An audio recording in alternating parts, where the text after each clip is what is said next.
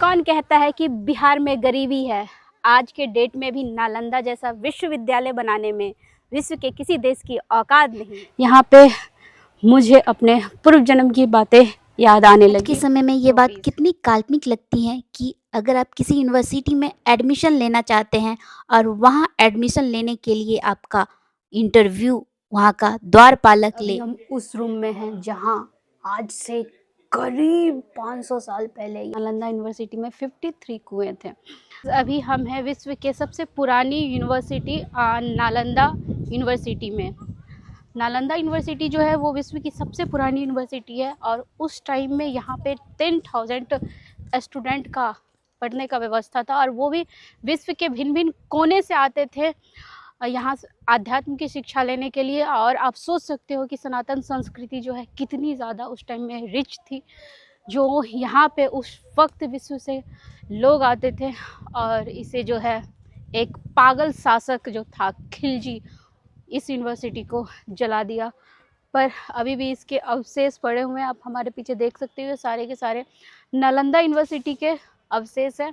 तो अभी हम विजिट करने जा रहे हैं नालंदा में। प्रवेश करने के लिए आपको सबसे पहले ये 40 रुपये का टिकट कटाना पड़ेगा।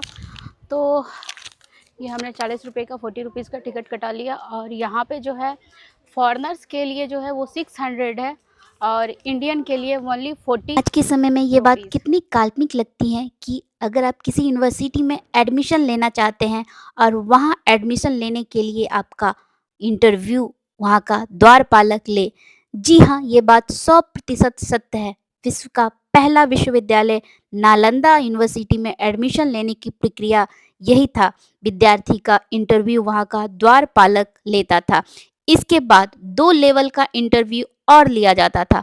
अगर विद्यार्थी ये तीनों इंटरव्यू में पास हो जाता था तब जाके उसे मौका मिलता था विश्व का सबसे प्राचीन विश्वविद्यालय नालंदा यूनिवर्सिटी में पढ़ने का। देख रहे हैं नालंदा यूनिवर्सिटी का वो है, ये है मंदिर परिसर जहाँ पर प्रायः यहाँ पे जो स्टूडेंट लोग पढ़ने आते थे तो यहीं पे पूजा पाठ किया करते थे। पर अभी यहाँ पे किसी भी देवता का या किसी भी भगवान का ऐसा कोई इन्फॉर्मेशंस नहीं वहाँ पे लिखा गया है।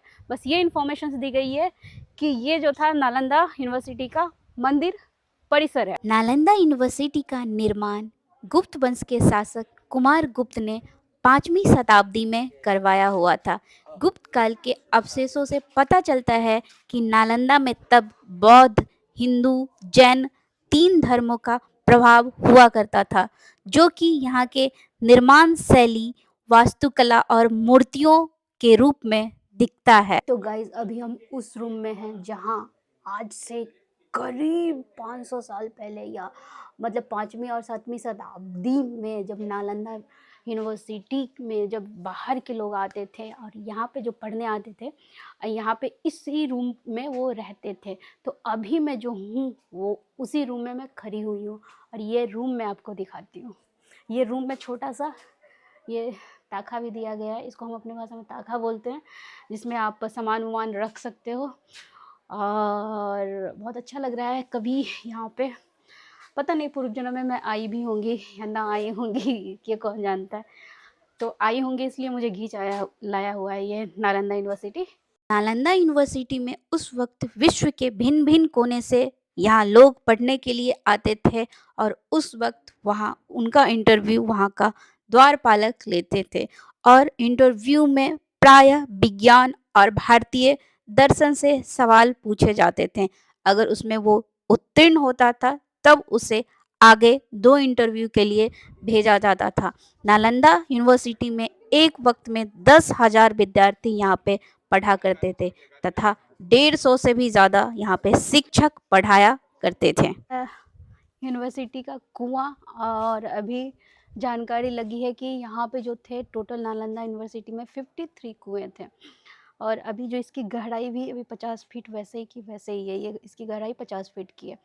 तो अभी हम आगे बढ़ते हैं और घूमते हैं नालंदा विश्वविद्यालय।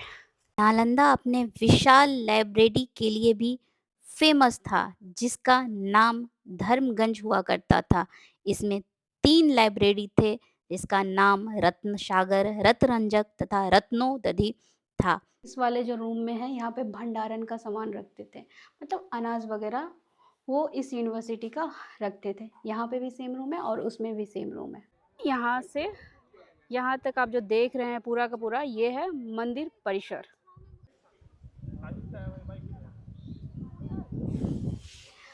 कौन कहता है कि बिहार में गरीबी है? आज के डेट में भी नालंदा जैसा विश्वविद्यालय बनाने में विश्व के किसी देश की औकात नहीं है। 12वीं सदी में एक बाहरी पागल शासक बख्तियार खिलजी ने नालंदा यूनिवर्सिटी को जला दिया था। कहा जाता है कि उस वक्त नालंदा यूनिवर्सिटी जलने में 6 महीने का वक्त लगा। अभी मैं आई हुई हूँ नालंदा विश्वविद्यालय में और यहाँ पे आके मुझे बहुत चीज़ें की जानकारी मिली और कुछ देर समय व्यतीत करने के बाद यहाँ पे मुझे अपने पूर्व जन्म की बातें याद आने लगी कि मैं नालंदा विश्वविद्यालय में कभी यहाँ पे पढ़ने आया करती थी मोक्ष की प्राप्ति करने के लिए, पर कुछ निजी कारणों से मुझे मोक्ष नहीं मिल पाया और मुझे फिर से पुनर्जन्म लेना पड़ा और फिर से आज मैं यहाँ पे नालंदा यूनिवर्सिटी में आई हुई हूँ और वो चीज़ें सारी मुझे रिकॉल होने लगी कि मैं कैसे यहाँ पे रहती थी, पढ़ाई करती थी। पूर्व काल में भारतीय शिक्षा पद्धति, यहाँ का इतिहास जानने के लिए विदेश के लोग बिहार आया करते थे। आज वही बिहारी रोजगार की तलाश में विदेश जाया करते हैं। आपका आंटी क्या नाम हुआ?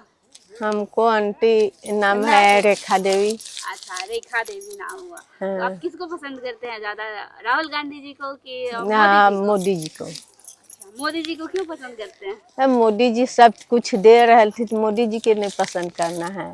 क्या सब दिए हुए हैं मोदी जी? मोदी जी पानी दलखिन, मोदी जी गैस दलथिन, यही सब मोदी जी खाना दे रहे थे।